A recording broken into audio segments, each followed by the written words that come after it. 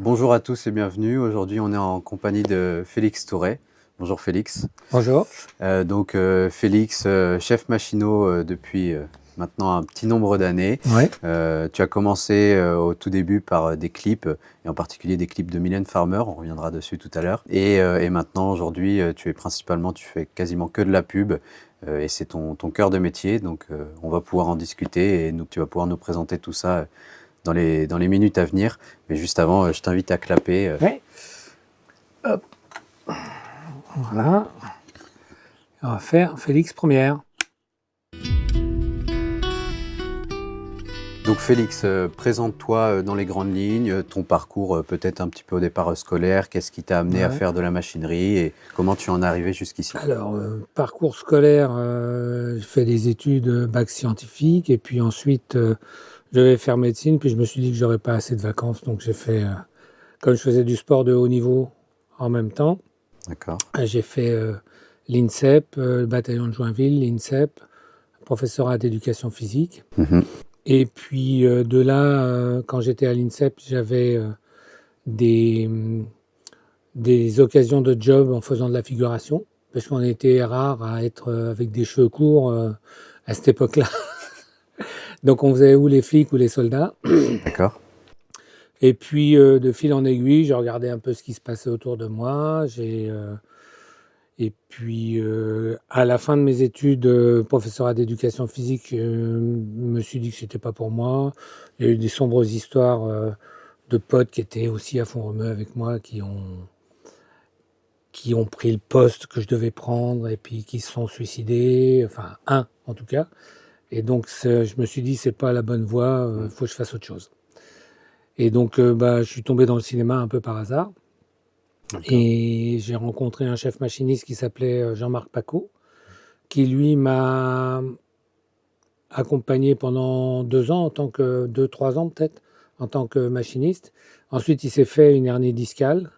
Donc, le métier de machiniste était un peu terminé pour lui.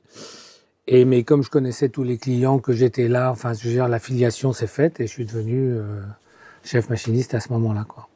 Donc, ça devait être en 88 ou 89, j'ai commencé à être chef machiniste et j'avais commencé en 84-85, quoi, à faire l'assistant. Les clips de Mylène dont tu parlais tout à l'heure, ça devait être 86 quelque chose, 85, 86, dans ces eaux-là. Enfin, je sais plus exactement. Hein, Mais donc, qu'étaient pour toi tes premières expériences en machinerie? Alors, sur le pourvu qu'elle soit douce, c'était pas les premières expériences, mais c'était un tournage conséquent, parce que c'est un clip qui durait 17 minutes. Mm. Donc Boutonnat, il avait des velléités de faire c'était un film, quoi. Enfin, c'était une sorte de... C'était plus un court-métrage qu'un clip, quoi. Oui. Donc gros budget, tout ça. Alors le budget, à cette époque-là, je m'en occupais pas. On me demandait juste, tu viens, t'es libre. J'étais libre, je venais, quoi. D'accord. Et voilà. Mais donc un tournage, j'ai vu un petit peu, j'ai écouté des histoires dessus, notamment le clip de Sans contrefaçon, qui avait l'air assez dur parce que temps mauvais, Oui, beaucoup de on a pluie, été de sous l'eau tout le temps. Voilà, c'est ça. Mais bon, ça fait partie. Bon, tous les techniciens de cinéma ont une grosse doudoune, un gros ciré, et qu'on sort 2 fois l'année quand on n'a pas de chance et qu'on est vraiment dans des conditions difficiles et particulières. Après, il y a certainement des films dont c'est la thématique. Mm. Et là, on s'équipe encore plus. Mais voilà, une fois, j'avais fait une pub avec Wulfo sur les Halles. Bon, c'était toute nuit, on commençait à minuit ou 2 heures du matin. Et puis surtout, on était dans des frigos, quoi. On était dans les salles froides pour la viande, dans les salles froides pour le poisson. Donc là, c'était pas des conditions extérieures, c'était vraiment des conditions... quand les gens travaillent toute l'année là-dedans, nous, en tant qu'intermittents, on est tranquille, quoi. Je veux dire, on peut on fait notre métier, mais on a quand même plus de confort parce que c'est pas toute l'année, quoi, ce genre de situation. Ouais. Voilà. Okay. Et donc aujourd'hui, tu fais principalement, si ce n'est que de la pub, si je me Oui, trompe alors sur toute ma carrière, j'ai fait 5 longs métrages pour accompagner des chefs-op avec qui je me suis entendu. Et voilà, c'était l'occasion pour eux, c'était l'occasion pour moi. Mais alors, je vais dire quelque chose qui va choquer, mais souvent en pub, il y a une urgence qui fait que on est un peu sur la brèche. Les temps de préparation sont courts, il y a toujours l'urgence, une exigence. Et quand j'ai fait des longs métrages, j'ai trouvé ça confortable. Voilà. Mais c'est beaucoup plus long. Donc c'est bien que ça soit confortable parce que à travailler 5 jours par semaine ou 6 jours par semaine, sur plusieurs semaines, il n'y a pas de temps de repos, il n'y a pas tant de temps de repos que ça. Donc, l'un dans l'autre, quand on passe d'un enchaînement de publicité à un long métrage, j'ai eu le sentiment que c'était tranquille, pépère, quoi. Oui. Voilà. Mais c'est un sentiment parce que on n'est pas obligé de faire 4 ou 5 pubs par semaine comme ça m'est arrivé à certains moments, quoi. Oui. Tu finissais à 3 heures du mat et puis tu reprenais à 7 heures dans un autre studio, quoi. D'accord. Donc, mais bon, ça, cette période-là, c'est fini. Ouais. Ouais. Alors, en tout cas pour moi, il y en a peut-être qui le font encore, Oui. mais moi, c'est terminé. D'accord. Maintenant, je fais des petites crèmes, des matières. Je travaille avec un dernier opérateur avec qui je travaille encore, parce que j'approche mes 68 ans. Et voilà, je prends des trucs qui sont que je peux encore faire. Oui. Parce que physiquement, c'est quand même un métier un peu éprouvant. Voilà. Ok. Et justement, tout à l'heure, on parlait de période. Donc, toi qui as commencé dans les années 80 et qui aujourd'hui est encore dans le métier, qu'est-ce que tu peux dire sur ton regard quant à l'évolution de ce métier? Comment est-ce que, pas forcément si c'était mieux avant ou que c'était moins bien, mais qu'est-ce que tu observes sur ce qui a changé? Alors, en machinerie, il n'y a pas grand-chose qui change parce que autant à la caméra, il y a eu la période pellicule, puis après, on est passé au numérique, avec un petit intermède vidéo au milieu. En électrique, on était à l'incandescence, et puis après, ça a évolué, puis maintenant, on est au LED. Enfin, je veux dire, il y a vraiment des gros changements. En machinerie, on était au 15-20-30. Et puis, le changement, c'est que c'est toujours un 15-20-30, et c'est toujours les mêmes lois de la physique. Alors, il y a une modernisation des équipements, mais grosso modo, le métier, c'est toujours à la fois une question de logique, un potentiel d'adaptation assez fort, puisque les situations qu'on trouve sont pas forcément standards, donc faut s'adapter avec ce qu'on a. Le matériel n'a pas vraiment changé. Il y a des choses qui sont un peu plus modernes, mais a priori, le principe même de la machinerie, c'est les effets de la physique, et la physique, elle n'a pas beaucoup évolué. Voilà. Okay. C'est toujours une constante.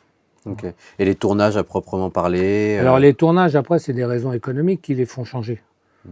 C'est vrai que c'était un peu plus confortable avant, on avait des équipes un peu plus grosses, mais on avait des camions qui étaient moins pratiques, on avait on avait souvent une grue qu'on a plus en pub, parce que pour des raisons de temps de montage et d'économie, on fait plus trop de plans de grue dans une pub, parce que c'est trop long, puisque les pubs, les formats de pub, c'est très court. Non, il y a eu des choses qui ont été faites plutôt pratiques en termes de matériel, mais le métier à proprement parler ne change pas beaucoup. Après, comme je dis, côté économique, ça change. Côté organisation des équipes, ça change aussi. Les formations sont un peu différentes. Les gens viennent de milieux, c'est beaucoup plus ouvert maintenant.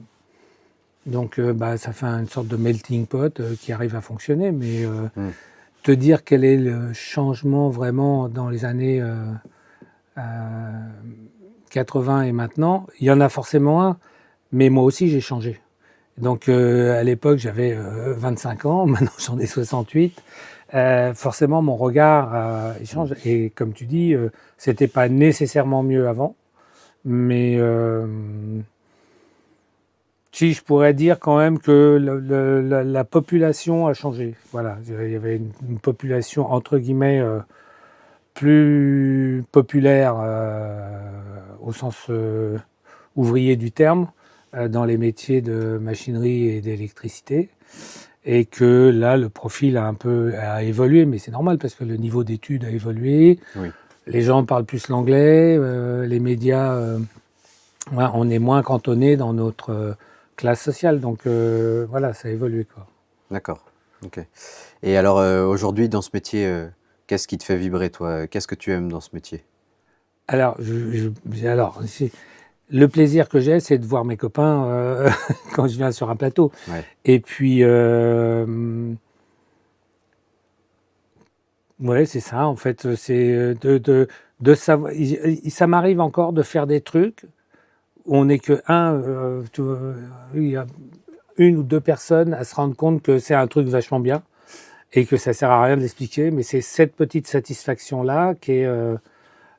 J'ai même pas besoin d'en parler parce que l'expliquer, savoir que quand il y a un bon feeling quand il y a une osmose qui se passe entre point, cadre et machinerie et lumière, quand on fait des effets et que tout se coordonne, que tout le monde arrive à se sentir les uns les autres et qu'on fait quelque chose d'unique parce que tous les corps de métier sont en bonne conjugaison. Ouais, ces moments-là, ouais, ça me plaît beaucoup. Mais ça peut pas être la recherche permanente de ça qui fait le métier. Il y a plein d'à côté Oui. qui sont un peu plus contraignants. Et puis voilà. Mais le plaisir que j'ai maintenant, c'est être avec des gens que j'aime bien et faire encore des petites choses qui sont le résultat de mon expérience. Et donc voilà.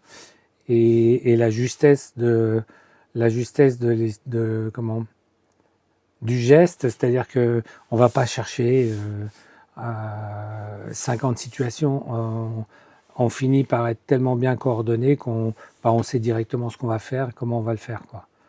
Parce que la situation, on l'a déjà rencontrée soit 2 ans, soit 10 ans avant. Et c'est ça l'expérience, c'est-à-dire que tu as des références, tu as une problématique, tu vas chercher dans tes références tes souvenirs et ça t'apporte la solution, quoi. Oui, je vois. Ok.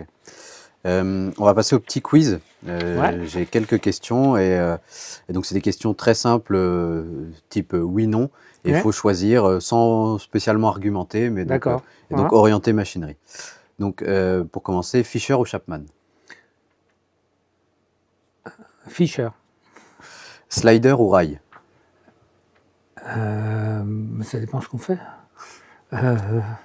Les sliders ont bien progressé, on Ouais. va dire. Accroche voiture ou low loader?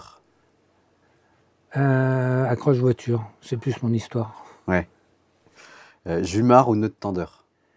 Alors, j'aime bien les deux, c'est pareil, mais Jumar, c'est plus rapide et il y a moins d'explications à fournir aux machinistes. Ouais. Talc ou silicone? Silicone. Intérieur ou extérieur? Intérieur à mon âge. Je comprends.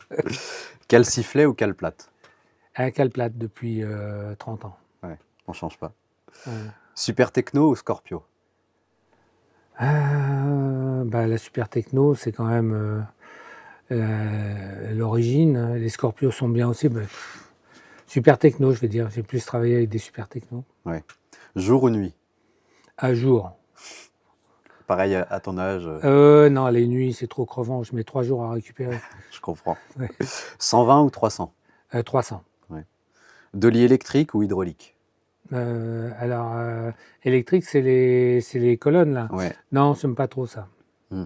Je préfère on a plus de feeling avec l'oléopneumatique.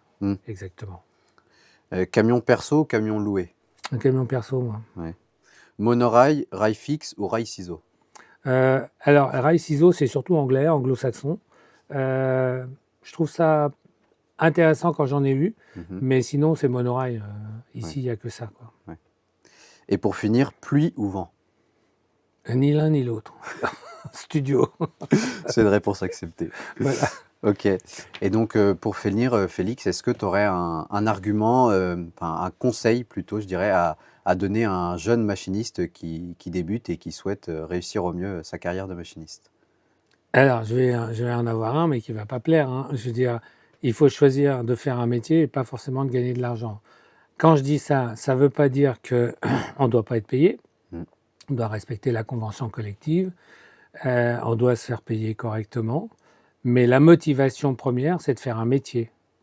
C'est pas d'amasser de l'argent ou d'acheter un appartement en 5 ans. Et c'est pas un bon plan. C'est-à-dire que si on veut que le métier soit respecté, il faut que, bien sûr, quand on exerce un métier, il y a un salaire. Mais si c'est la première motivation, ça, ça amène à des compromissions qui sont pas forcément intéressantes pour le métier à part entière. Donc, ouais, je pense que comme tout métier, ce qui est important, c'est d'avoir une vraie motivation, une passion, Mm. et que après, ça soit rémunéré à juste titre, c'est bien. Mais si on arrive dedans pour faire que ce qu'on nous dit de faire et exiger des salaires basés sur la convention collective, qui est l'expression d'une fonction. C'est-à-dire, dans la convention, il y a aussi la, la, la définition de la tâche et du corps de métier. Enfin, je veux dire, le machiniste, il a un certain nombre de responsabilités. Oui. Le chef électro, il a un certain nombre de responsabilités. Et surtout, le truc qui est important, c'est qu'une fois qu'on a compris toutes ces responsabilités poste par poste, c'est de bien comprendre qu'on travaille tous sur le même produit ou sur le même sujet Mm. et que c'est la conjugaison de tous les corps de métier qui fait la qualité de l'image ou la qualité d'un film. D'accord. Il n'y a pas plus machin, que je veux dire, sans les régisseurs adjoints, un tournage a du mal à se faire. Voilà.